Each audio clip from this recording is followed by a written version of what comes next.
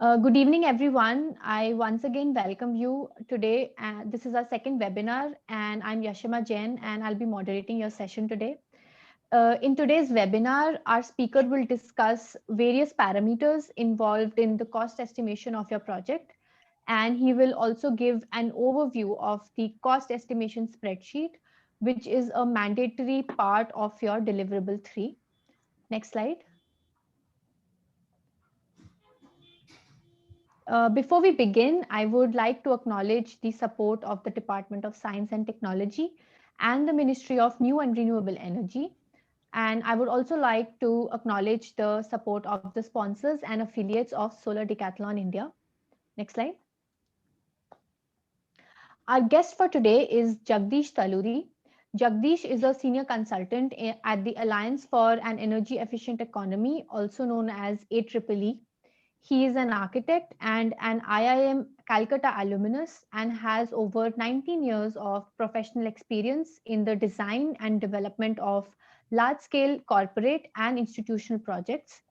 He has trained in advanced energy simulations and low energy HVAC design by various international experts and US national labs.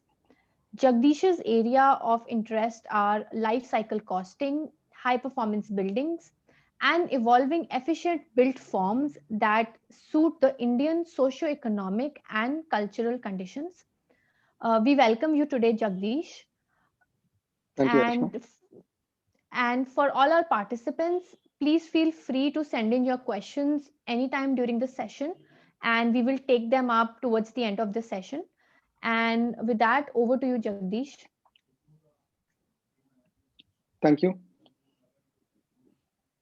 Before I begin, I think all of you must have seen the self-learning module on cost estimation.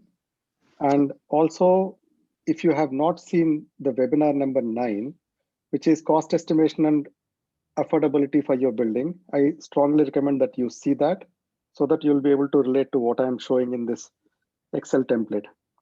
Okay.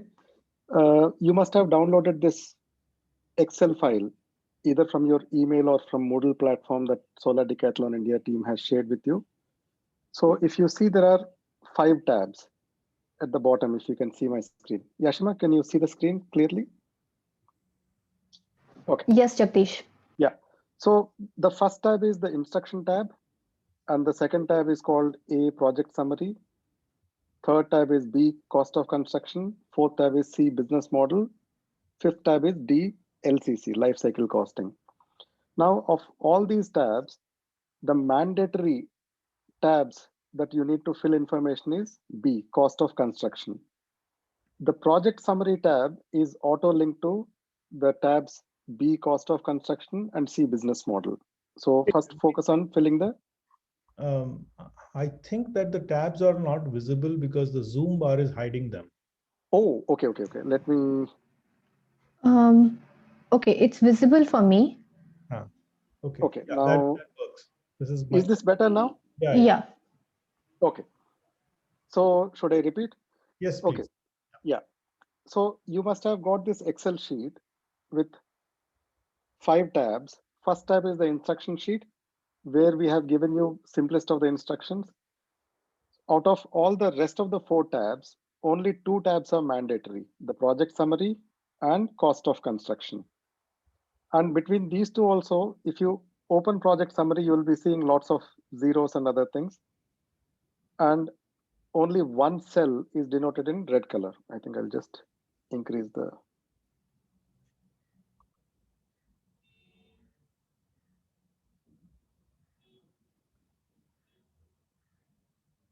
Okay, you need not fill anything in the project summary tab. The mandatory tab that you need to fill is B, cost of construction. So this is the main tab that you need to fill. And you should insert values only in the cells which are highlighted in yellow. And life cycle costing tab, we have just given an example. In this, we have only shown how you can do the life cycle costing comparison of a HVAC system. And in the third tab, business model, we have also tried to show you how you can do the cost estimation. Not only the cost estimation, you'll also be able to do a little bit of financial estimation and do projection of cash flows, and how you can see whether option A is profitable than option B. I will run you through the tabs now. So we'll jump into cost of construction tab. So like I mentioned, you need to enter only in the tabs that are mentioned yellow. Okay. So you write your team name, you write your institution name, and you write your division.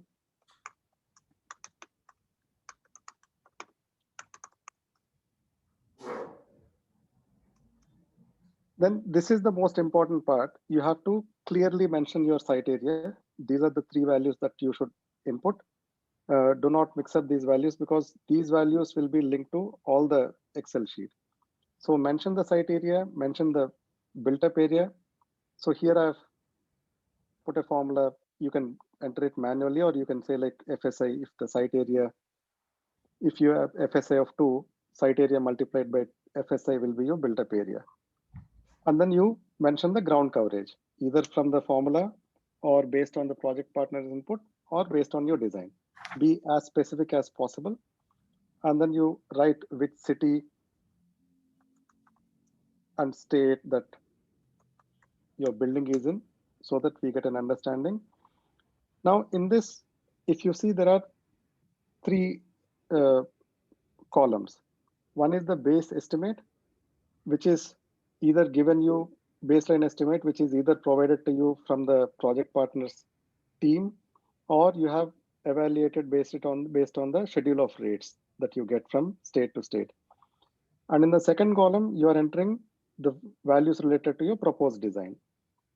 And in the last column, you will see there are 2 sub columns, whether notes required. If it says no, which means like you are basically, there's no change between the baseline design and the proposed design. And if this column turns yes, you'll have to write down your justification. Why you are going over or under, what's the difference, why the costing is differing. What I'll do is like, I'll start with baseline. I'll just fill the thing and then we'll go through the entire sheet.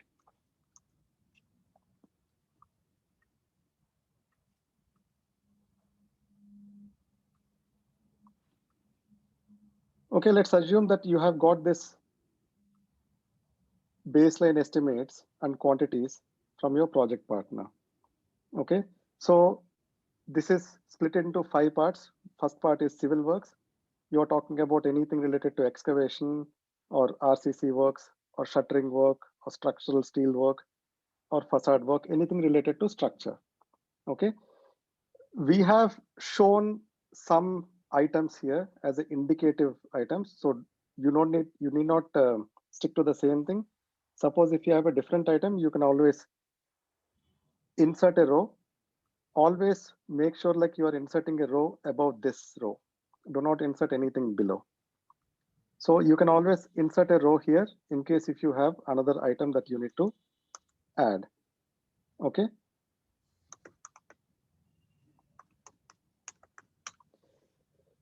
Now, let's say you have not done any changes in the excavation part.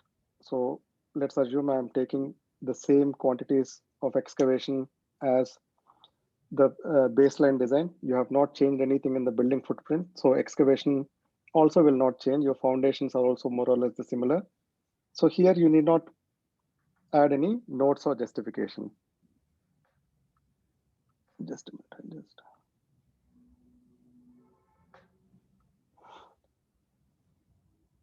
Now let's say your project partner has proposed a building which is straightforward RCC. It has got plinth, PCC footings, foundations, your basic RCC structure. It has got the TMT bars and fabrication of reinforcement and everything, the regular shuttering and everything. But you are proposing a advanced structural steel building. Let's assume like you are using a structural steel and you are using structural beams for primary and secondary, and you're using a steel deck composite floor instead of a regular RCC floor. So for this, your team may have done the detailed estimate values and other things. Let's say I'm just entering them here. So now once I have put these quantities, here you see the notes required has changed to yes. Wherever you see the notes have changed to yes, you are supposed to write a justification, because this is one thing that we'll be looking forward to understand from you. If you have done any changes, why you have done these changes. So here you can write the justification. My costs have differed because I have gone into a structural steel framework instead of a regular RCC framework.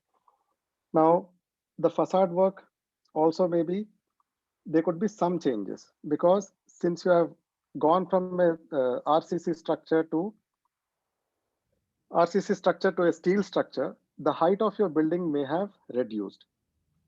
Like I demonstrated in my earlier webinar, number 9, cost estimation and affordability for your building. So one of the ways in which you'll be able to get into a higher costing structural system while also reducing your overall cost is if system B, like the structural steel system, is able to give you a 2.8 meter clear office building, which is good enough for daylighting, in a 3.6 or 3.8 meter floor to floor, whereas the RCC building is going 4.2 meter floor to floor. So you have reduced the height of the building in the second option. That's why if you see the external plaster areas and other areas, the quantities have come down. So the costs also will differ, okay? And in the similar way, your internal works also may have changed because your height of the structure also has changed.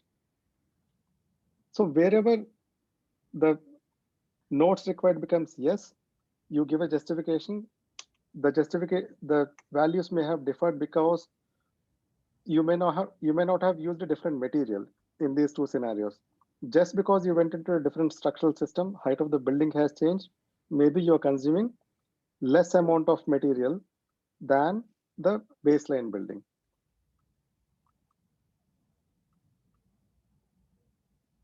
So now let's assume like we have no changes in the waterproofing component. And let's also assume that we don't have any other changes in the, let's say, tiling and other work.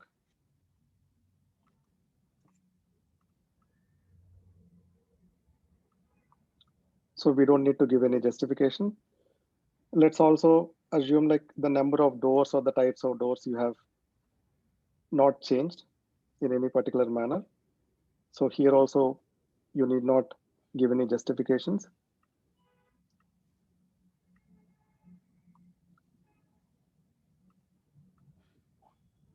Similar thing for the fabrication. Just a minute.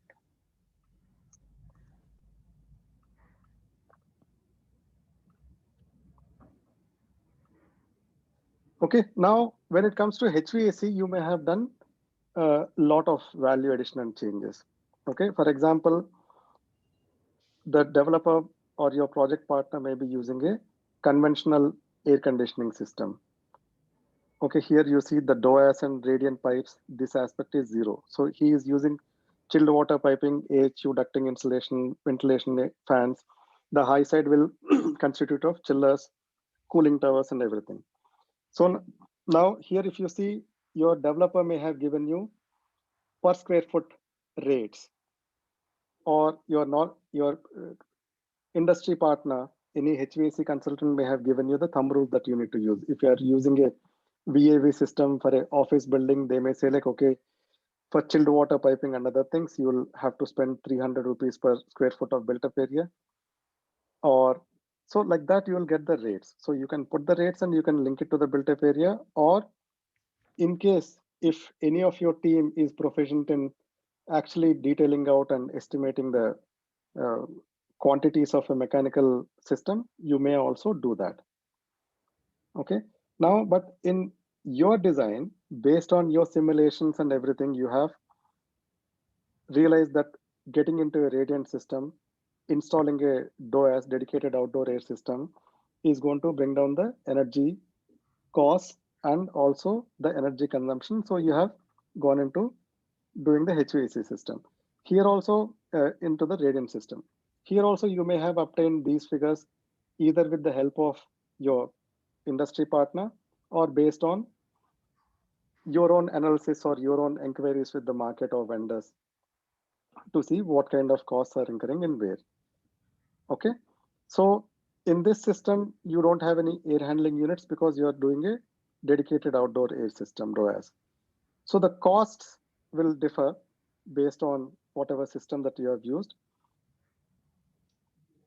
Similar way, since your HVAC sizing has come down, your electrical requirements also will come down. The amount of transformers that you need, amount of substations that you need. And since the height of your building is also come down, the amount of cabling requirement that you need also may have gone down. So if you see the DG sets have reduced in cost, even though the amount of cost per 1 kVA of DG or 1 kiloton of DG may be the same, but the quantity may have reduced because now you have used a advanced radiant system which is consuming much lesser air conditioning. In the same fashion, you may have used certain different measures than your project partner when it comes to the plumbing and sanitation, because you may have suggested an sewage treatment plant or rainwater storage system or a solar water heating system, which the conventionally he or she may not have used. So here also, wherever you have deviated from the regular scenario, you will give a justification why you have deviated and why the cost is going high or low.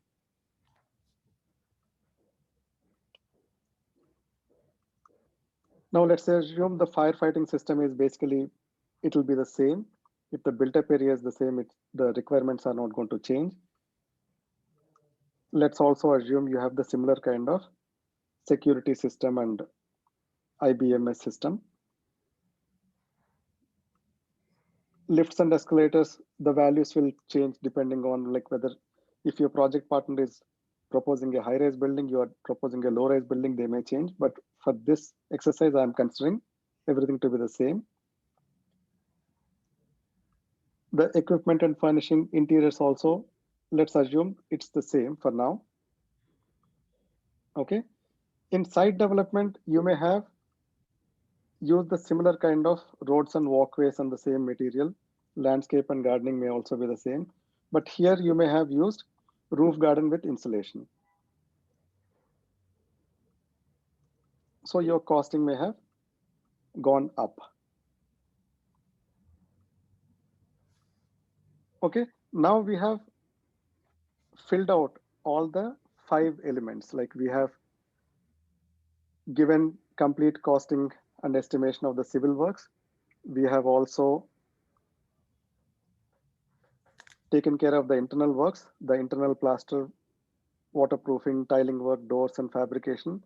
We have also looked at the MEP services, whether it's HVAC, electrical, plumbing and sanitation, firefighting, IBMS and security system, lifts and escalators and everything. And if you have any internal furnishing, the office interiors or carpeting, internal electrification, ducting and lighting, you may add more rows and detail it out, or you may use thumb rule values or based on the schedule of rates and based on the inputs that you have received from your project partner or your industry partner, you may do these things. Now, once you have done these things, if you see, the project summary sheet has already taken values from the cost of construction sheet.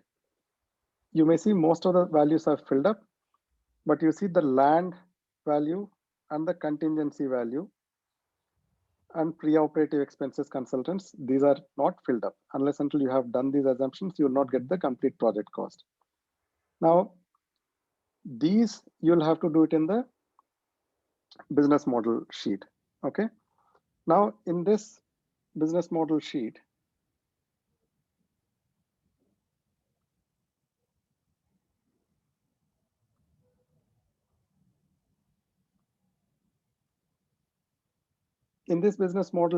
just a minute, I'll just arrange something.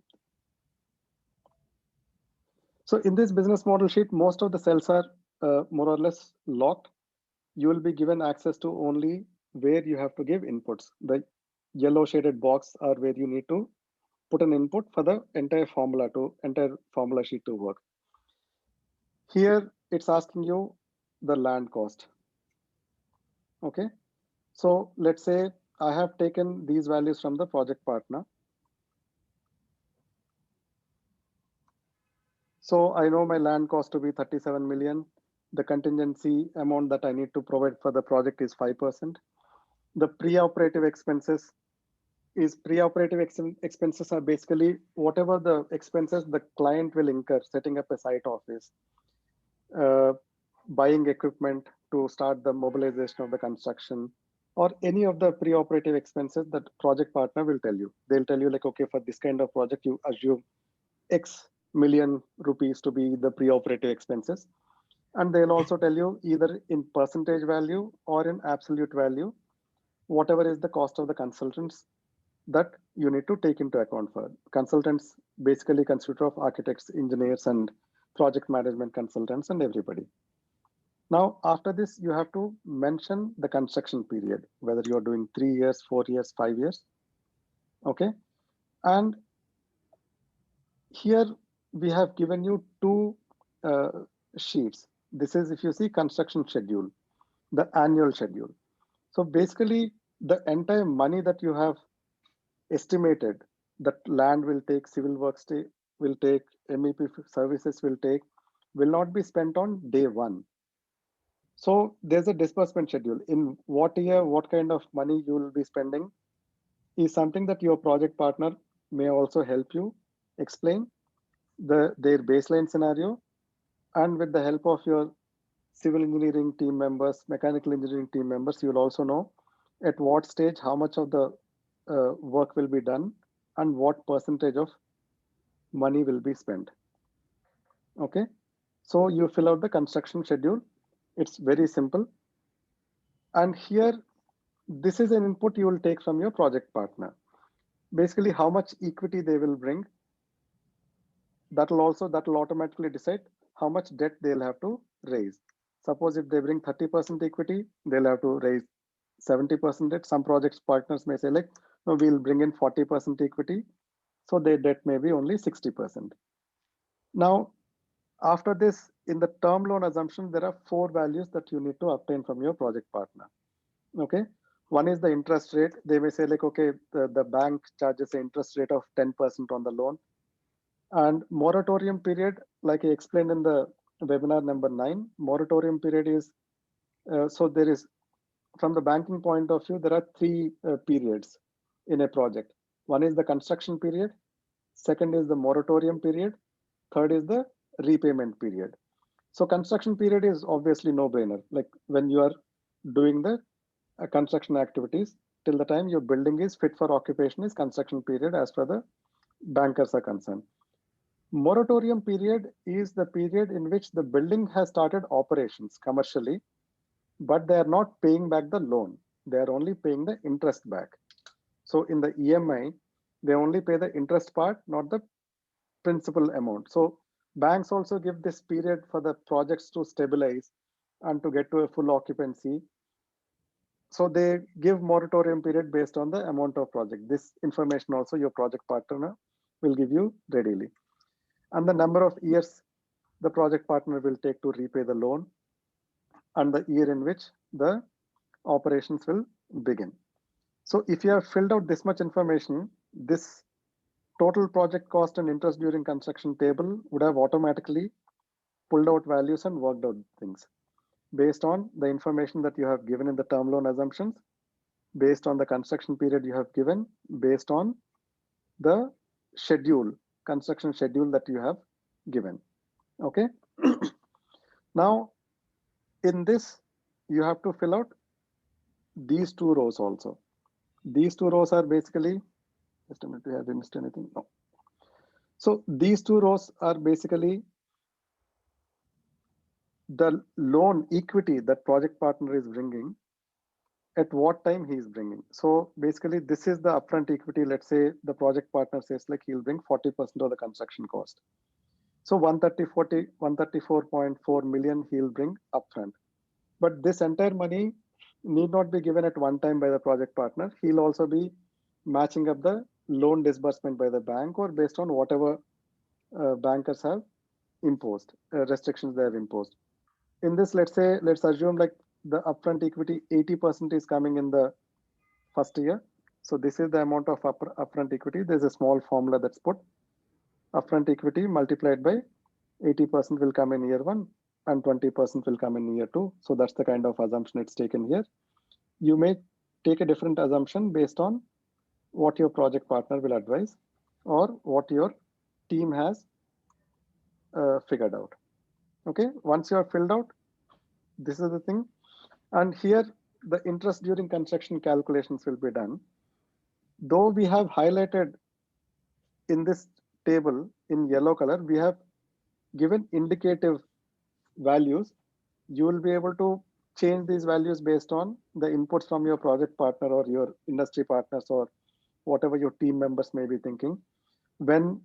So during the, like I mentioned, during the construction period, the repayment of the loan, annual loan will be 0%. During the moratorium period, also it will be 0%. And after that, it will be based on whatever percentage the project partner wants to pay. Usually they don't give equal installments like the house owners do in EMI. So they have a concept of ballooning kind of payments. They'll say like, okay, in year 1, we'll only pay 10% of the loan. Year 2, we may do 15% when we are financially stable. In year 4 and 5, we may be able to do 20%. So this is the kind of way the repayment schedules are worked out in the commercial aspect, right? Now, after you have filled out all these things, you'll see there are 2 buttons here. There's one IDC macro. Okay, so if you see any difference here, you'll have to click this IDC macro. Maybe I'll just show you one example, basically. I can't show you anything here. Let's assume, okay, I've changed one value here. Let's remember this cell, 15.6. Let's say I've changed some values. Okay, I think it's, yeah, here you will see. In the proposed design, I have changed some values. Okay, here the IDC, it says here, right? You see the instruction, run IDC macro if the difference is not 0. Okay, if you click on this macro, it will make it 0. It would have adjusted the whole financial model. So make sure, remember this thing, the difference will have to be 0. So if it's not 0, just click on this button and it will take care of everything itself. Now let's go back and change this.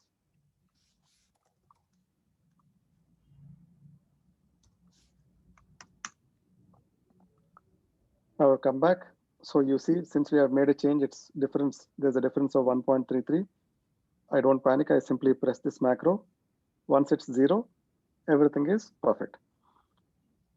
Now we have come to the business model assumptions. So far we have talked about the costing and the financial costs and everything. Here, the revenues. So in this, we have also left some of the things pre-filled. So basically what you need to understand is what if it's a commercial office building, what percentage of built-up area are you leasing?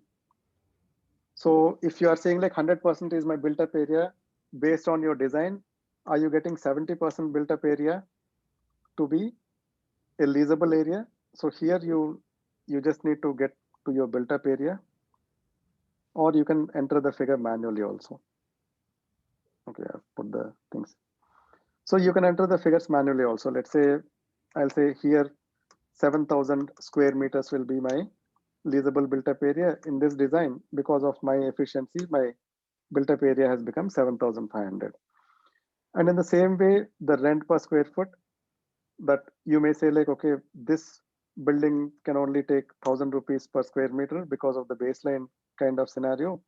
Because you have done a very good building, which is zero energy and which is also very user friendly, which is positively, which has got all the benefits. So you may say like the market may, it may allow the developer to charge 100 rupees extra rent. The companies will willingly pay because they are coming into a net zero energy building and they are not consuming as much carbon as they were consuming in other building. In the same way, common area maintenance charges. So whatever assumptions, business model assumptions that your project partner will give you or you will make, you will be putting it here from the revenue point of view, whatever your sources of revenue. And once you have made these assumptions, then you also uh, see what kind of occupancy percentage will be there. So we assume like in the first year of operation, there's 65% occupancy. In the second year, there'll be 80% occupancy. Let's say third year onwards, there's 90% occupancy. And you may assume saying like 10% of the building is empty at all times. And you also see like if somebody says like, if some developer says like the office rentals escalate every 3 years, 15% or 10% or 5%, you'll be able to put that increase in the revenue factor also into this in here. In the same way, you also do expenditure assumptions. Since it's an office building, they may be giving commission to a brokering or leasing agency who is getting them tenants. And you may assume, see, these are the 5 heads that every building will incur. The direct maintenance and the manpower and personnel that you need to run the building and the general administration expenses that you will incur, the insurance amount and the marketing. So these figures you will be able to obtain from your project partner. And in this, if you see, we have only reduced the direct maintenance thing, assuming or based on the simulations and calculation that you have done, you will prove like this building is the option that you are proposing is consuming much lesser energy than the baseline. So it will also incur much lesser cost for running the building. So instead of 18.75% of the revenue, annual revenue, you may be only spending 13.13% of the annual revenue. So once you have filled till this part, you would have noticed like previously all these figures were all 000. Now this entire thing got populated. Depreciation, you need not actually work anything. If you have filled out the yellow portions correctly, you would get the depreciation values for your baseline scenario and the proposed scenario here. And the profit loss tables also would have auto populated themselves based on the kind of inputs that you're giving. And the debt service coverage ratios, internal rate of return. So here you are seeing like, okay, baseline 1, you have got this much. And in the proposed option, you have got 18.2% return. So this will sort of help you to explain your project partner why the building that you're proposing, why the option that you're proposing is better, not only in terms of the energy efficiency point of view, also in terms of the costing point of view and business sense. And in the last tab, we have given one extremely simple example for a life cycle costing. Here, whatever component that you are assessing, let's say in this scenario, we have the major capex differences for the, let's say, the HVAC system. Okay, so you see the baseline costing, you see the proposed capex in the year 0, and in the next 10 years, you are assuming whatever the operational expense, repair and maintenance, including utilities cost will be. You enter those values and you enter the applicable discount rate, and it's a simple life cycle costing formula which will derive the life cycle costing. In case if you have gone into a scenario where the component that you are proposing is costing more, the capex comparison wise, let's assume there's a scenario the capex of the proposed radiant system with thermal energy storage has become 20 million instead of 16.4 million of a baseline VAV case. So at this level, the developer project partner may say, you are getting into a high price system. We need to look at why we are getting into this system. So once you do the life cycle costing, you will be able to prove that this baseline VAV system would have costed you 253 million in a span of 10 years, but this radiant system will only cost you 183 million in the same span of 10 years. So you tend to save. If you see the difference is much more than the original cost of the system itself. Okay, so in this way, you'll be able to, now when you come back to your project summary, now you see the contingency also got populated. The interest during construction also was calculated and populated. The pre-operative expenses also came. Now here you'll be able to see a nice summary where what's your total project cost? Is your total project cost at the capex level is going above or below? If you see in the baseline cost, we have 335 million for the building. In the proposed building, even though we have a steel structure, radiant system, roof insulation and everything, we are only at 334. That is because the interest during construction also has reduced from 26 million to 21 million. In the same way, other places also you have got some reduction, some increasing. So this way you will be able to justify. Yashima, now we can open for questions. Sure. Thanks, Jagdish. So we have had a lot of questions coming in, and I'll take them one by one now. The first question is, and this is a common question that I have seen through the list of questions, is that if we have not reached these finer details in our project so far, how do we fill in this Excel? Very good question. See, if you have seen the Excel sheet, we have shown little bit of detailing in the civil works. Okay, the excavation of, see, these things can be calculated very easily by even an architectural student or a civil engineering student, how you take out the basic quantities. If you have the building plans and sections and elevations, you'll be able to do X by Y by Z, and then you'll be able to take out the quantities.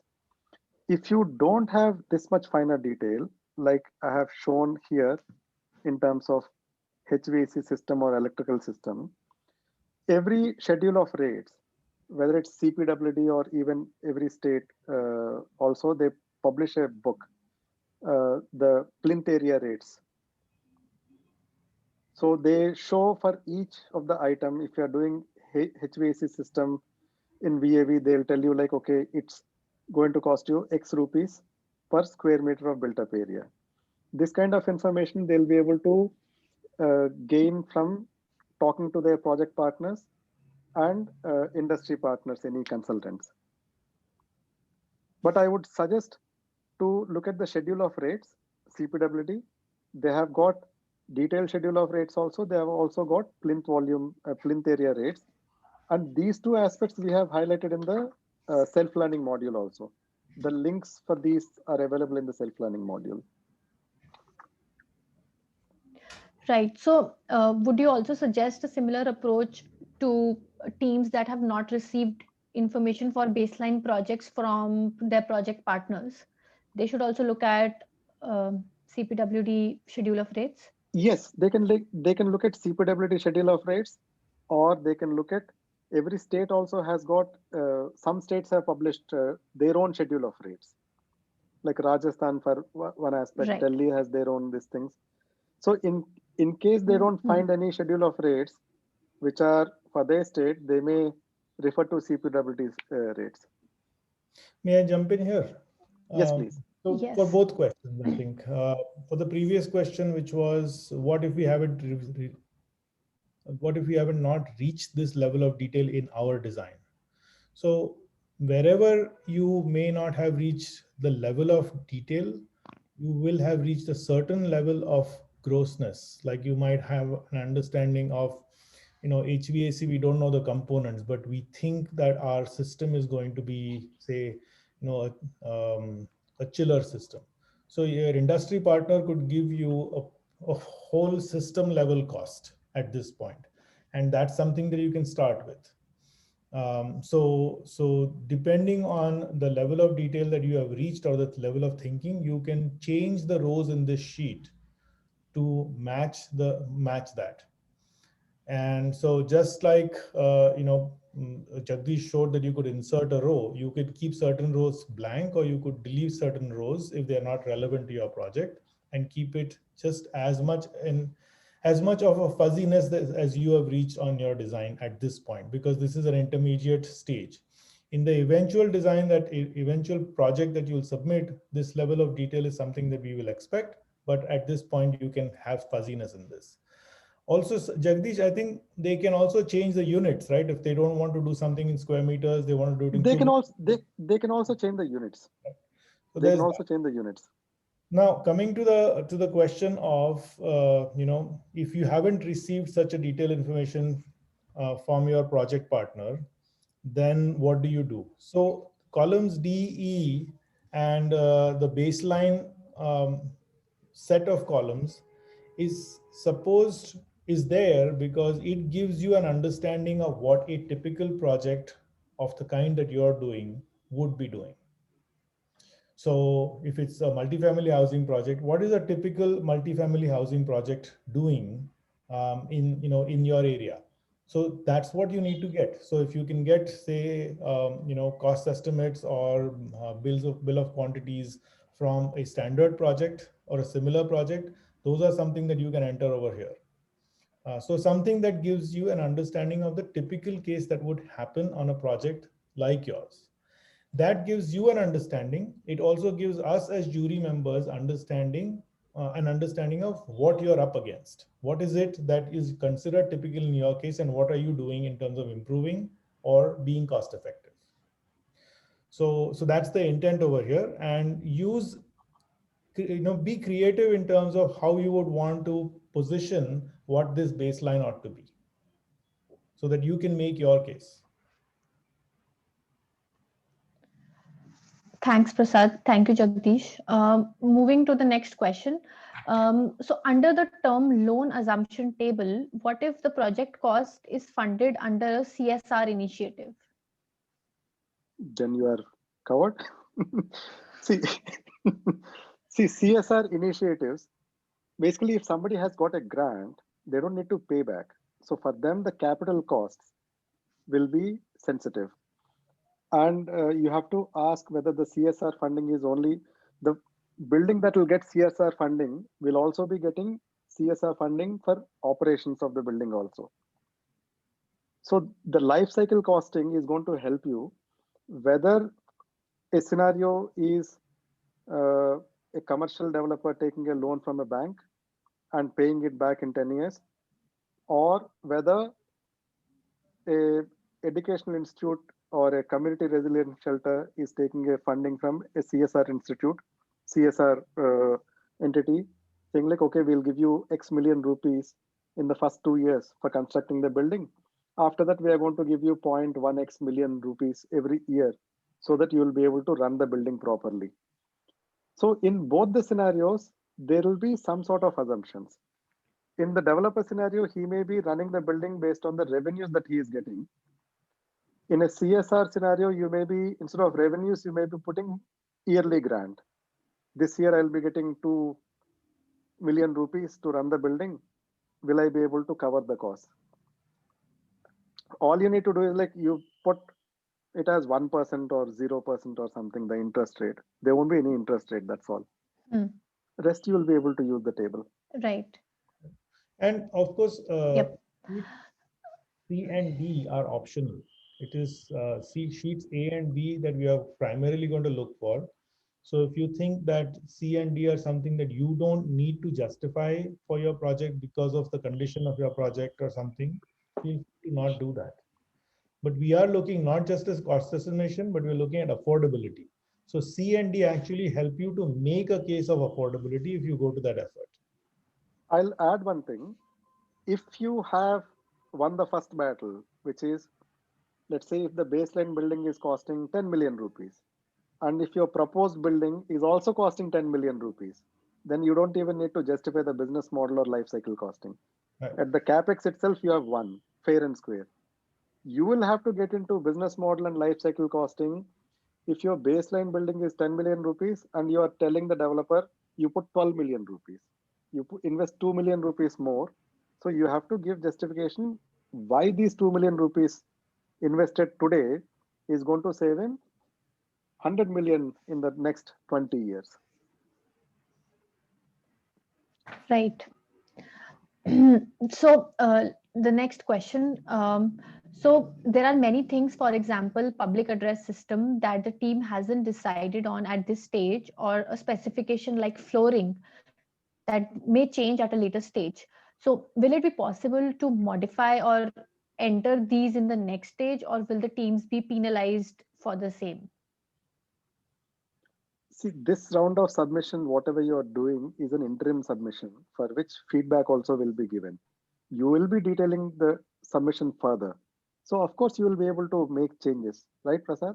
Yeah. And if we go back Yeah. to the self-learning module Yep. on cost estimation, we had talked about the various levels of cost estimation that are possible.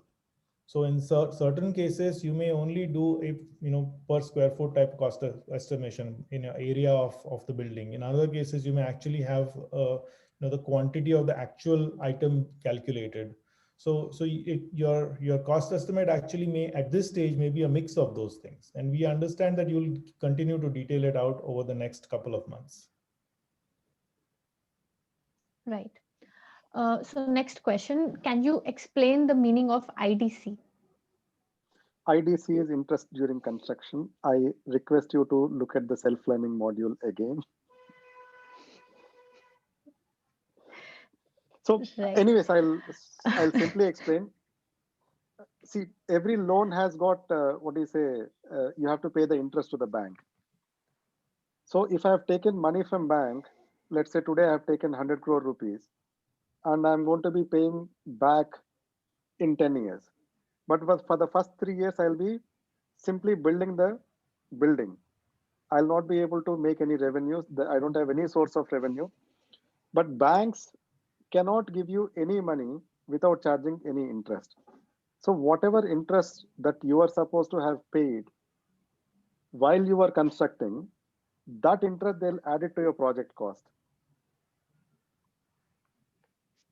so that it's accounted for. When you start paying back, you're not Right. only paying for the interest of the 7 Yep. years, you're also paying interest of the 3 years.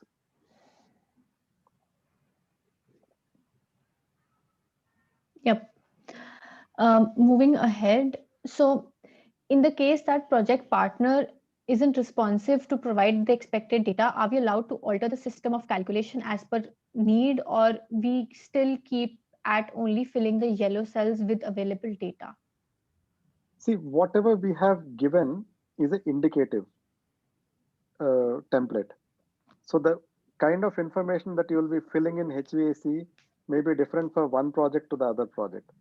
In some projects, you may not be filling anything on the HVAC side. You may be filling on natural ventilation. You will say like, I don't want any active HVAC system. I have only ventilation system. So you are expected to change the things as per your need. But only thing is, you are supposed to document the baseline or baseline assumption. If your project partner has not given extraordinary detail, you can also look at the similar kind of building he has done. You can also ask him, like, if suppose you have talked to one agency or one developer who's going to propose a apartment building, he may not give you project cost estimate for the building that he is going to be constructing in a year or two. You can ask him if he has done a similar building in the last year, same location. Can you have a look at the bill of quantities or the rates, schedule of rates that he has used? That will also give you a better idea. Worst case scenario, you can always rely on CPWD schedule of rates, which are extremely exhaustive. Yes, but Jagdish, the CPWD schedule of rates will not give you the quantities. So Quantities, they will have to come up with on their own as a baseline thing. see, quantities have to be estimated by the team itself. I'll tell you, let's say you're always starting for your building simulations also, you're starting with a baseline model, right? Energy simulations also. You are doing one baseline building, X kind of building footprint, and you're assuming these will be the finishes, and you are changing iterations, right? So whatever quantities that you are putting, civil quantities you'll be able to get from your design and drawings. And the HVAC sizing, electrical sizing, water requirement will all, you will get enough inputs from coming from the design builder model that they have done. If you have run the simulation in design builder, it's going to give you your HVAC load, and it will also tell you what kind of tonnage that you will require to cool the building. And tonnage is the same whether you're doing it actively or passively. Like whether you're cooling that much, uh, whether you're meeting the cooling requirement using 200 cooling towers or 2 chillers, but the tonnage will be the same. So that way, the estimation model will also heavily depend on the simulation model that these people are doing. Yeah. So, for example, if we take a community resilience shelter that say is proposed by some, NGO. Now, if they're proposing that for the first time, then obviously there will not be an existing prototype or an existing case that the student will be able to say, this is my baseline. So in that scenario, they need to look for a similar project. It might be another community center that's built in that area or something that has somewhat of a similar use. It could be a public building that has a similar use. And then if you're able to get the data from that project, then you can use it and show what the baseline is versus what you're doing. So I keep coming back and saying that the baseline is expected to help you understand where you're going away from, and it also helps us understand what you're up against. What is the typical building for the kind of building that you're building in your area, and that's what you have to justify your affordability against. Right. Next question. Does direct maintenance also include operation cost? Yes, maintenance cost is part of the operational cost only.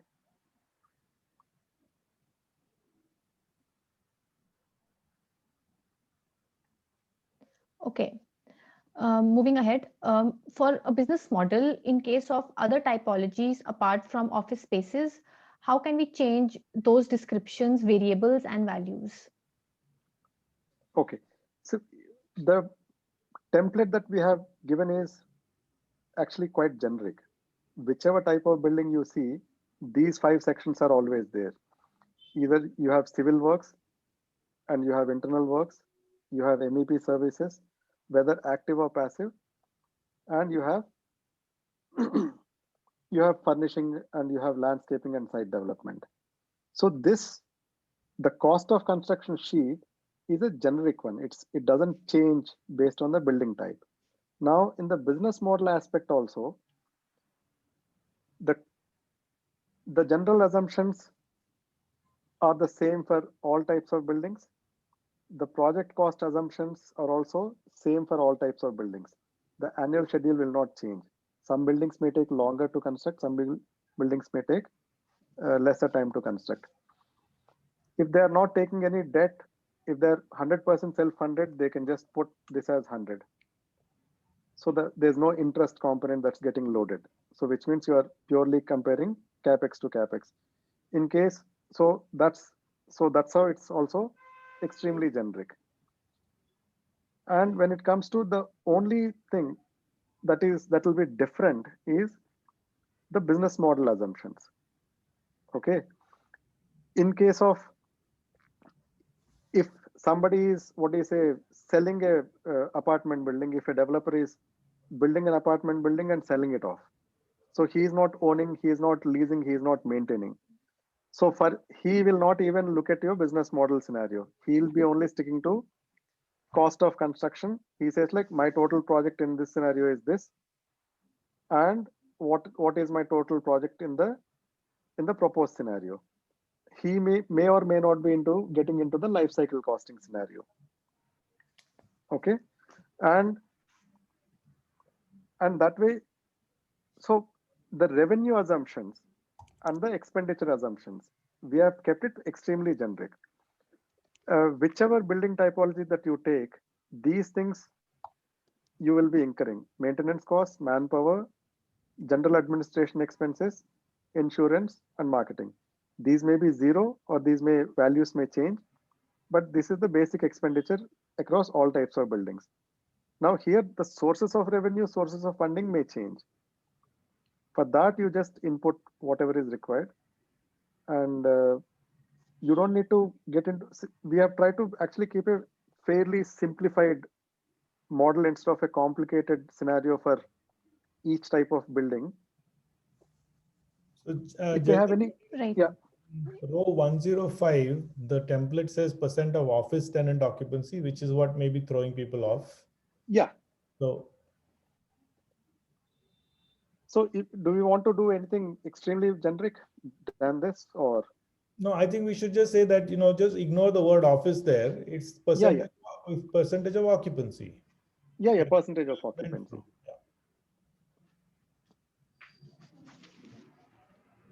Yep. Next question. With respect to the tax calculation in sheet C, this calculation given is as per 2005, and we now follow a new GST system, which will highly affect the costing of some quantities. So do all teams submit to the given method, or will an updated sheet be sent to us? Okay, first and foremost, GST, whatever prices that you are putting here, they are all inclusive of GST that they will give you. So do not get into, the GST is not going to affect it's only income tax, because these values that we have given you are as per the bankers. The bankers are not going to look at GST in the loan. So the GST is part and parcel of the project cost. Nothing is going to change. Right. Next question. Can you talk a little bit more on equity rates, like how it is decided? No, equity rates. So, okay. As I explained in the earlier webinar, banks, if you are trying to take loan from a bank, they expect, if the cost of the project is 100%, they expect you to bring in an equity of at least 30%. You can put in more than 30%, but the minimum expectation from the bank would be 30%. So they should start with the 30% as a default, unless they can, the project partner is willing to tell them that, they can get more. Yes. Right? Yes. Some project partners may say, like, we don't take any loan, we are 100% self-funded. Yeah. So that's also a different scenario. Right. Then it's equity is 100%. Then equity is 100%. That's it. You make it 100. Debt is 0, and it will not calculate any interest. Correct. Yep. Next question. In our case, our project partners are self-funding the project and not looking at loaning it. What do we do? What do we do for term loan assumptions? That's the first question. The second part of the question is also the construction period is in months versus that of years as mentioned in the template. So we'll stick to that for our project. That's the question. Should we stick to months instead of years? Okay, I'll answer the question one after the other. If your project partner is self-funding the building, all you need to do is, like, you just make this 100. So the formula will not calculate any interest. The interest component will become 0. Okay, that's one. And then you don't need to get into any repayment schedule or any of the things. Basically, what you will be looking at is directly the financial model. In case you are self-funded, the entire IDC macro and everything will become non-applicable, because you're not taking any loan for any of the things. Okay. And what's the other question that they were asking? The other question is that the construction month. Yeah, go ahead. Usually, if you put it as usually construction schedules are quarterly, not yearly. But if we do it quarterly, the Excel sheet was getting very complicated. So we gave you indicative annual thing so that it's not so overwhelming. So in case if you want to do a monthly kind of scenario or a quarterly kind of scenario, you are most welcome to build that kind of logic. What Yeah. we are saying is like minimum expectation and the simplified way we are showing for the teams. I wonder if the question means that our construction period is in months, as in less than 1 year, then what do we do? Like, construction period is only 6 months. Oh, then you have to get into a monthly scenario. Yeah. Then you have to get into a monthly scenario. Yep. But which of the building type is going to be monthly? I just Residential, maybe. Okay. Yeah. All right, next question. The problem with PAR is that they are made on the basis of some specifications which are very different from our case. Kindly tell us what to do in that case. What is PAR? I don't know. Yes. Can you ask the Yes. anonymous attendee to type what is PAR? PAR, yeah, exactly. So we'll take that question once. Yeah. Plinth area rates. PAR is plinth area rates. Okay. Okay, you see, if you will not find any one specific authoritative document that will give you all scenario rates. Okay, the reason we are getting into estimation and what we demonstrated in the self-learning module of cost estimation is, in case you're not getting the plinth area rates from the schedule of rates and other things, you will have to calculate your own applicable rate based on the materials that you are using, based on the amount of quantity that goes, based on the labor that is required, based on the wastage that is there. You will derive a unit rate and you use that against the actual quantities to get to the actual rate. So you'll have to estimate the whole scenario. And examples are already shown in the self-learning module. Right. Next question. What if schedule of rates is not available or applicable for the materials or technology that they are using? You will have to, can I, what do you say, turn off my screen sharing and open up Excel sheet and show them? How? Sure. Yeah. Pardon? Yeah. Just 1 minute. So you'll have to actually calculate the, what do you say, item rates in case you are not finding anything in the schedule of rates. Also, I think schedule of rates is supposed to be for the baseline. For your own project, Yeah. your own rates and development of the cost estimate and your rates is important. So, Yeah. And schedule of rates is for a project where the project partner is not able to give you the level of detail, and you're going to sort of a standard rate scenario.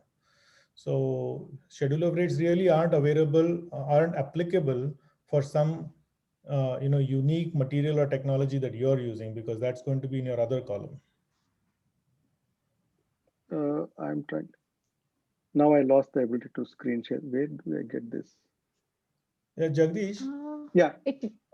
I think we've also forgotten to show that last slide that you had. Last slide we'll show. Last slide we'll show. I thought like we'll do it after the question and answers. Okay, screen share. I think let's show that slide now, and then we'll take up the rest of the questions. Jagdish? Okay, done. Yeah.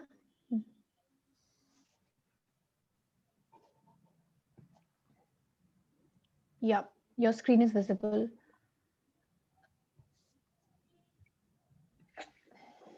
Okay, so this is the parameter on which your affordability module of the decathlon will be judged on, and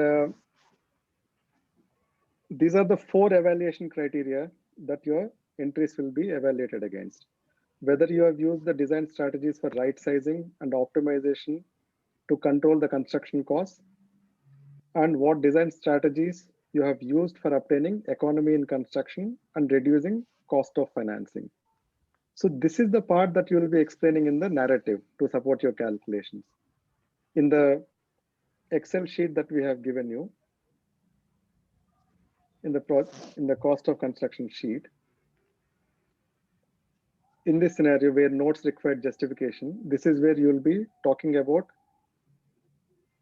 these 2 aspects. And initial cost estimate of the proposed design and comparison with the benchmark cost estimate.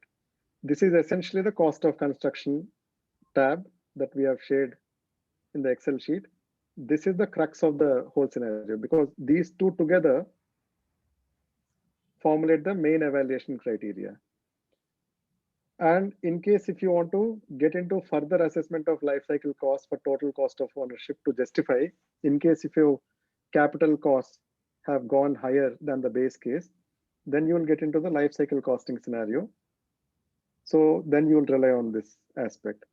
Suppose if you are relying on reducing the cost of financing to be able to justify the cost comparison, then you will have to get into the business model to calculate your IDC, interest during construction, and how it's actually affecting the cost of financing, how it's actually reducing the total project cost.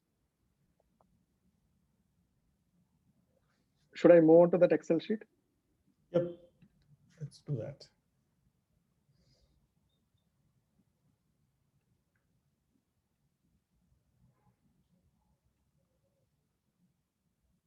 So in case you don't have, you'll have to actually get into simply estimating everything. So you'll detail out all the parts that are going to be there. If you are saying like you are proposing some sort of new building assembly, new wall material assembly and everything, so you are supposed to detail out the things, costs you'll get, quantities you'll be able to pull out from your drawings. So there's no straightforward way.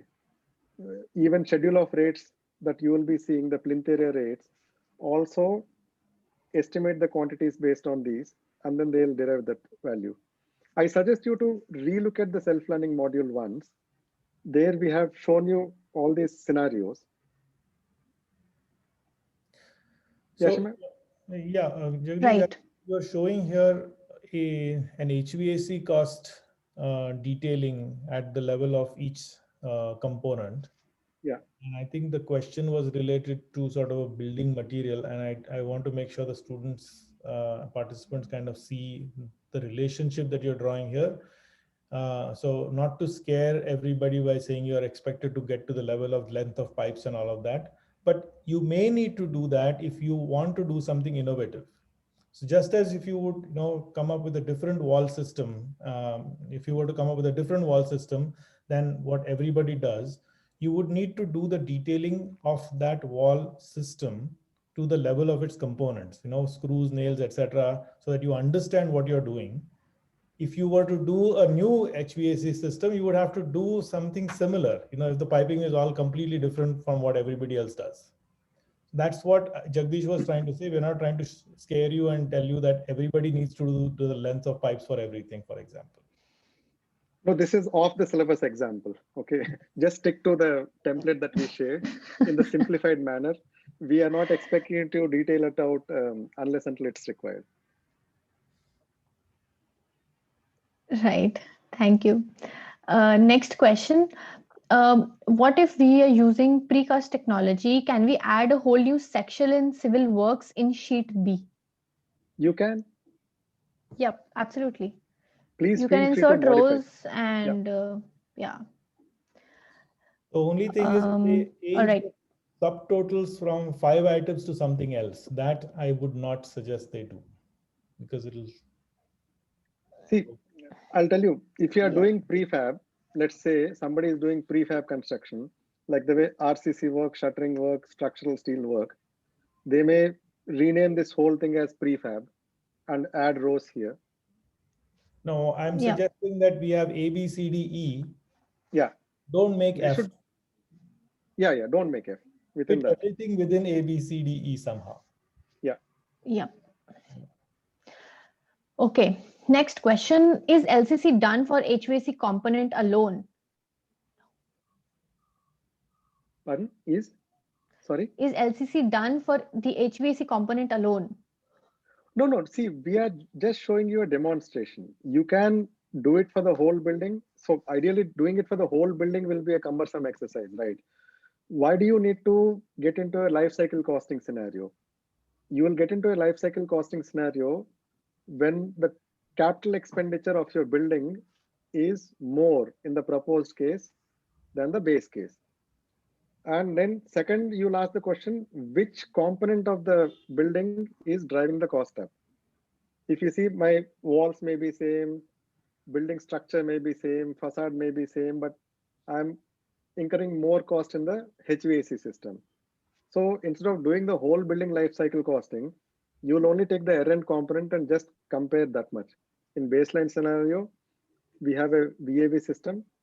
In proposed scenario, I have a passive cooling system, which is going to be driving this up, or a radiant system. So it will be, we are trying to simplify the thing rather than complicate the thing for you. So in your case, if what's driving the cost up may be some other system, then you will do the life cycle costing for that.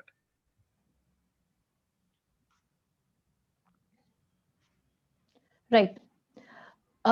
Next question.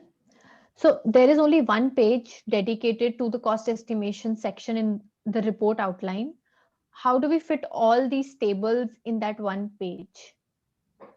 So You the will not, answer to yeah, you answer, Yashima. I think you know better. so you have to submit this sheet separately. We don't recommend you that you paste these tables in the report. In fact, you can take numbers from the project summary sheet that are auto calculated and write a narrative based on those numbers. So that's what is expected as part of your submission. Prasad, you want to add something? I'm not sure about this, whether a separate Excel sheet is expected or not. I don't remember. So can we get back to you with an email answer after making sure that we give everybody the same answer and an appropriate answer? So my answer to this would be that if we are not asking for a separate Excel sheet, then you can go over more than one page to make sure that data fits and you're able to get everything into the report. And if we are asking for a separate Excel sheet, which we will confirm, then obviously you just need to summarize this in your report. So we'll get back to you on that with an email response. Right. All right. Okay. Yeah. And secondly, Yep. you may add more tabs to this template in case if you think like whatever you want to say is beyond whatever least expectations that we have, you can add one more tab and make a little more detailed thing also. But what we expect is project summary, cost of construction. These two are mandatory. Put them in the same format. Anything else, if you want to do a little more complicated life cycle costing, you are welcome to do that. There's no problem. Or if you say like, I'll do the business model in a different way, you are most welcome to do that. There's no issue. Right. Next question. So RCC and PCC are inclusive of cement. Do we still have to input the amount of cement bags separately in square meters? No need. No need. In the template that I have put, just for fun, I have added cement bags in one place. And I think by mistake, instead of bags, I put square meter. Yeah. My bad. All right. Okay. Next question. In our case, the project partner has purchased the land quite some time back. And so the cost of our land should be considered as per today's rate or the purchased cost? okay, this is the, what do you say? I'll give you the answer how things work in the real life scenario. Most of the project partners would have bought the land when it was 25,000 rupees an acre or a 5 lakh rupees an acre. Whereas in the current scenario, it will be 5 crore rupees an acre. Okay, when they go to buy, they'll show 5 lakh rupees an acre. But when they go to take the loan, they will show the land as 5 crore rupees an acre. Because then they'll say like, okay, we have contributed so much. Because cost of the land also is part of the project partner's contribution, right? So if I'm going to build a 1,000 crore project, if the cost of land is only 20 lakhs, then he'll have to bring 30%. So it should be the current cost of current rate, right? For You can assume whatever works. Usually, cost of land is always taken the current market scenario. current market scenario. Okay, because everybody, what do you say, changes the book values. They'll get an estimation done from a valuation agency, even if they have bought it for, let's say, 10,000 rupees an acre. Also, when they're going for loans, they always get an agency to evaluate it and say like, okay, now actually, we spent only 10 lakh rupees, but the cost of the land is 15 crore rupees in the current market scenario. There's no straightforward thing. The banks may agree, that banks may say like, okay, I'll not say it's 15, but I'll say it's only 5. Because bank's interest is to get more money out from the guy also, so that they are also little de-risked. Right. Next question. So, could the baseline be of a typical building and proposed be of a different technology? Yes, that's how even this sheet is also designed. Okay. In the baseline, if you see, it's simple RCC structure. In the proposed, it has got a structural steel system. In the baseline, it has got a conventional air conditioning system. In the proposed, it has got an advanced radiant cooling slab. Right. Okay. And the last question that we have for today is, can plans and other drawings be added by rotating it by 90 degrees so that it fits the image in a better way? Prasad? I'll tell you the real answer. It has to be done like Inception. I want folded 3Ds. No, you can. Yeah, I mean, obviously, yes. The plans and drawings can be rotated by 90 degrees to fit properly. Absolutely. Just make sure like the north symbol is also rotated along with that. Yeah. If you're rotating, just make sure the north symbol is there. Otherwise. Yeah. So because this is going to be a soft submission, you'll be uploading your documents. As long as they are readable, portrait, landscape, anything will work. Just so that if we zoom into your document, the details are visible and it should be good. Right, Prasad? Yeah. Can I add one thing? But yeah, aren't we giving them the possibility to give annexures? Annexures are of different size, right? We are telling them in the part. This submission, deliverable 3 has very specific appendix areas. Okay. Limits. So since this is sort of in progress report, there isn't like unlimited appendices you can add. Okay. Right. And that's all that we have from the questions for today. And with that, I would once again like to thank you, Jagdish, for a great session today. And we wish our participants the best for their upcoming submission. And we will see you in a couple of weeks with our next set of webinars.